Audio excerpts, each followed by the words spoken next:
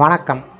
இந்த வீடியோவில் புதிய டிஏடிஆர் உயர்வு 4% அகவலைப்படி சற்று முன் 17/8/2026 அரசூழியர்களுக்கு ஜாக்பாட் நியூஸ் சார்ந்து தகவல் குறித்து விவரத்தை பார்ப்போம். இந்த வீடியோவை தொடர்ந்து பார்க்குறதுக்கு முன்னாடி நம்ம சேனலை இதுவரைக்கும் சப்ஸ்கிரைப் பண்ணாதவங்க சப்ஸ்கிரைப் பண்ணிக்கோங்க.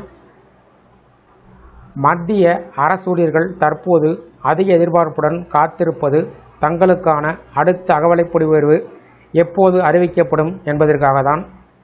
இதிலும் குறிப்பாக ஜூலை 2026 முதல் அமலுக்கு வர வேண்டிய டிஏ உயர்வு எவ்வளவு இருக்கும் என்ற கேள்வி எழுந்துள்ளது. இதற்கு இடையில் 8வது ஊதிய குழு சார்ந்த விவாதங்கள் தீவிரமாக நடைபெற்று வருவதால் அரசு ஊழியர்களுக்கு வர இருக்கும் மாதங்கள் மிகவும் முக்கியமானதாக கருதப்படுகிறது.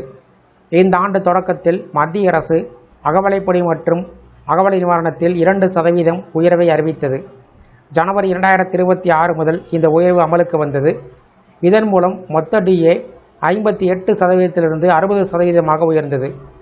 இந்த உயர்வு அரசு ஊழியர்களின் சம்பளத்திலும் ஓய்வூதியர்களின் வருமானத்திலும் கணிசமான மாற்றத்தை ஏற்படுத்தியது.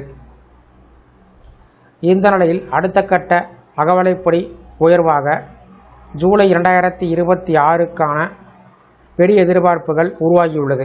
சமீபத்தில் வெளிவந்த பணவீக்க தரவுகளை இதற்கு முக்கியமான காரணமாக அமைந்துள்ளது. அதனுடன் எரிபொருள் மற்றும் மின்சார செலவுகள் உயர்ந்துள்ளது. பெட்ரோல், டீசல் மற்றும் சிஎன்ஜி விலையில் ஏற்பட்ட உயர்வுகள் நடுத்தர வர்க்க மக்கள் மற்றும் தினசரி பயணம் செய்வோருக்கு கூடுதல் சுமையினை ஏற்படுத்தியிருக்கிறது.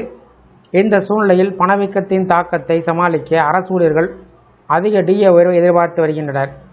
அகவலைப்படி என்பது பணவீக்கம் காரணமாக ஏற்படக்கூடிய வாழ்க்கை செலவின் தாக்கத்தை குறைக்க அரசு வழங்கும் கூடுதல் தொகை.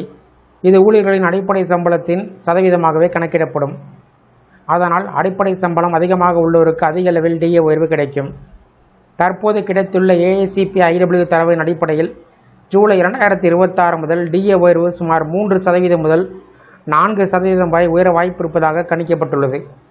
குறிப்பாக 2026இல் AICPE குறியீடு எண் மார்ச் மாதம் 149.1ஆகவும், ஏப்ரல் மாதம் 149.9ஆகவும், மே மாதம் 150.8ஆகவும் இருந்தது. ஜூன் மாதத்தில் இது சுமார் 151.7.8 என்று கணிக்கப்பட்டுள்ளது.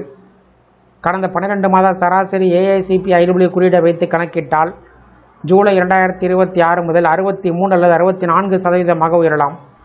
இது நடைமுறைக்கு வந்தால் மத்திய அரசு ஊழியர்களின் மாத சம்பளத்தில் மீண்டும் கணிசமான உயர்வு ஏற்படும். இந்த டிஏ உயர்வு 7வது ஊதிய குழுவின் பரிந்துரையின் அடிப்படையில் கணக்கிடப்படுவது குறிப்பிடத்தக்கது.